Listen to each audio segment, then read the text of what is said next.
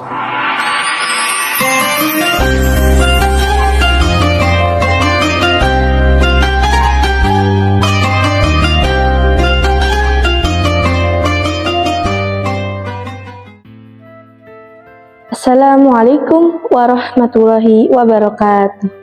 Alhamdulillah, wassalatu wassalamu ala rasulillah wa ala alihi wa sahbihi wa man.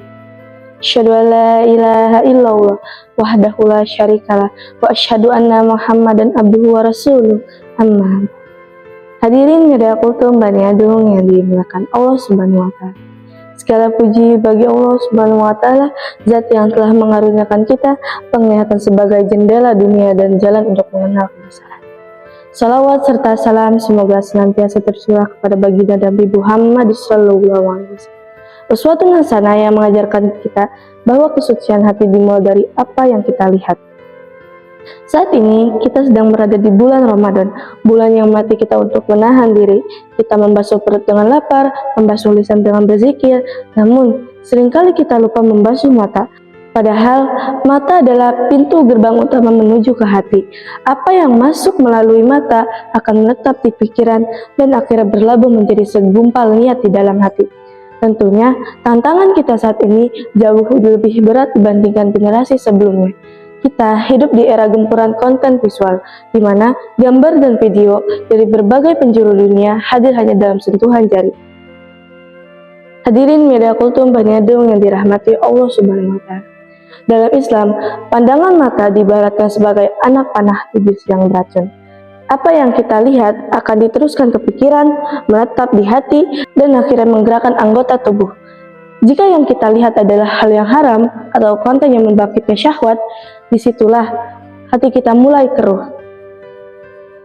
Di bulan Ramadan, tujuan kita adalah mendapatkan hati yang bening, qalbun salim.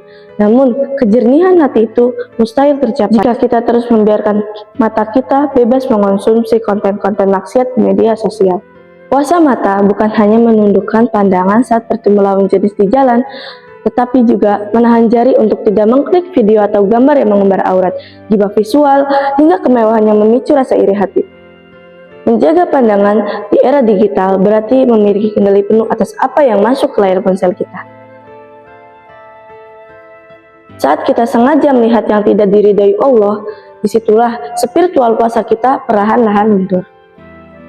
Menjaga pandangan bukan berarti kita tidak boleh melihat keindahan dunia, justru dengan membatasi pandangan dari yang haram. Disitulah Allah menjanjikan sebuah kemanisan iman yang tidak bisa dirasakan oleh orang lain. Saat kita mampu memalingkan muka dari hal buruk karena takut kepada Allah Subhanahu wa taala, disitulah Allah menanamkan rasa bahagia dan ketenangan yang luar biasa di dalam dada kita. Rasulullah SAW memberikan nasihat yang sangat mendalam tentang pandangan mata. Pandangan adalah salah satu anak panah iblis yang beracun. Barang siapa yang meninggalkannya karena takut kepadaku, maka aku akan menggantikannya dengan iman yang ia rasakan, kemanisan dalam hatinya. Hadis riwayat Tabrani. Hadirin media kultum Bani Adung, perhatikan kata beracun. Sebagaimana racun merusak tubuh, pandangan yang salah merusak iman secara perlahan. Puasa kita menjadi hambar, sholat kita menjadi tidak khusyuk, dan hafalan kita sulit karena racun visual yang kita konsumsi setiap hari. Hadirin media kultum Bani Adung yang berbahagia. Agar puasa kita tetap terjaga kualitasnya di tengah gempuran konten visual, mari kita terapkan 3 langkah ini. Yang pertama, gunakan filter iman. Sebelum melihat sebuah konten, tanyalah pada diri sendiri, apakah Allah ridho jika aku melihat ini? Jika tidak, segera alihkan. Yang kedua, bersihkan timeline. Berhenti mengikuti, unfollow akun-akun yang tidak memberi manfaat atau justru sering memicu rasa syahwat dan rasa iri hati. Yang ketiga, banyak berzikir. Jika mata tidak sengaja melihat hal buruk, segera ucapkan istighfar dan palingkan pandangan.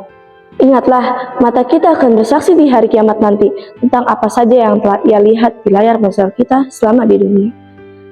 Mungkin sekian dari saya. Akhirul kalam. Wassalamualaikum warahmatullahi wabarakatuh.